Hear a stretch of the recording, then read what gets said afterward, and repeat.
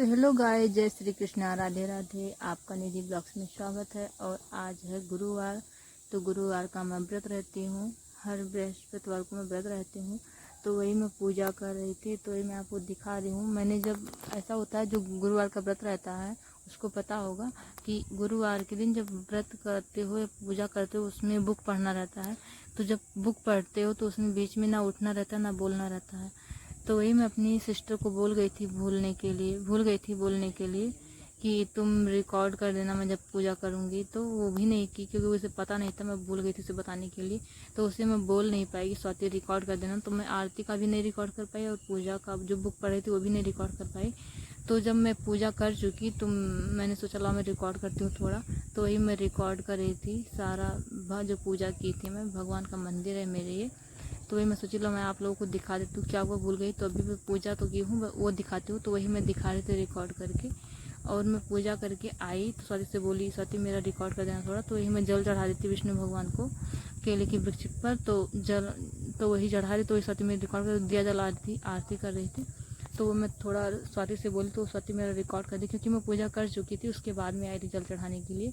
एक बार मैं पूजा से पहले जल चढ़ाती हूँ विष्णु भगवान को, फिर पूजा करने के बाद में आती हूँ चढ़ाती हूँ। तो वही स्वाति से तो पूजा हो गया था तो मैं बोल सकती थी। तो वही मैं बोली, स्वाति थोड़ा रिकॉर्ड कर दे मेरा, मैं पूजा कर रही हूँ। तो वही मैं चंदन देखो लगा रही थी, वही रिकॉर्ड कर रही थी स्वाति। तो यही सब है। तो मैं व्रत रहती, तो मैं सोचा मैं आप लोगों को भी थोड़ा दिखाती हूँ, ये सब जरूरी दिखाना। तो बाय गाइस, स्वाति बनाई है पूड़ी, देख सकते हो आप लोग। ये बना रही है पूड़ी और मैं आपको कढ़ाई में दिखा, ये बना रही है पूड़ी अभी। और ये बनाई हुई है सब्जी, आलू और लोबिया और टमाटर की बढ़िया मिक्स वेज बनाई हुई है, क्योंकि आज हम लोग व्रत ना, तो ये जरूर बनाएगी। ये पूरी बेल रही है। तो हेलो गाइस, जैसे कि आप देख सकते हो, मैंने आपको बताया है कि मेरी मम्मी आज है निर्जला एकादशी का व्रत और मैं हूँ बृहस्पतिवार का व्रत। तो मम्मी जो व्रत रहती है ना, तो उसमें क्या होता है कि व्रत में पंडित को बुलाकर सब पानी वानी पिलाया जाता है, जो कुछ भोग खिलाए उन्हें। और ये इसका काम लगता है, इसका नहीं लगता, एक भुरकी छोटा सा होता है उसका काम लगता है उसमें। बट मेरी स्वाति गई थी लाने के लिए, इधर एक चाची उनके यहाँ मिलता है ये सब।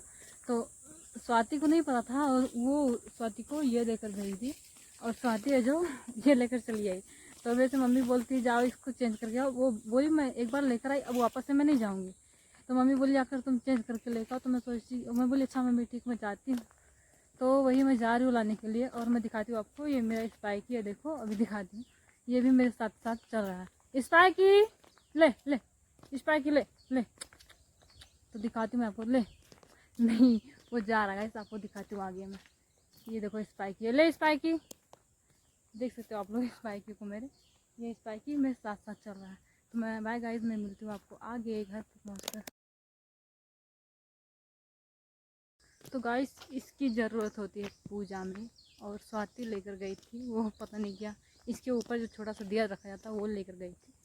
तो अभी मैं गई और उनसे चाची से बोली, चाची ये नहीं चाहिए, दूसरा चाहिए पूजा में। तो ये दी वो।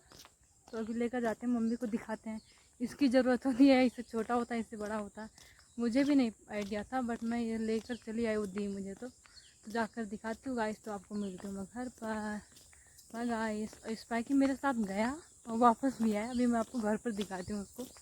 मुझसे आगे आगे चलता है वो, इसलिए इसमें नहीं रिकॉर्ड हो पाया।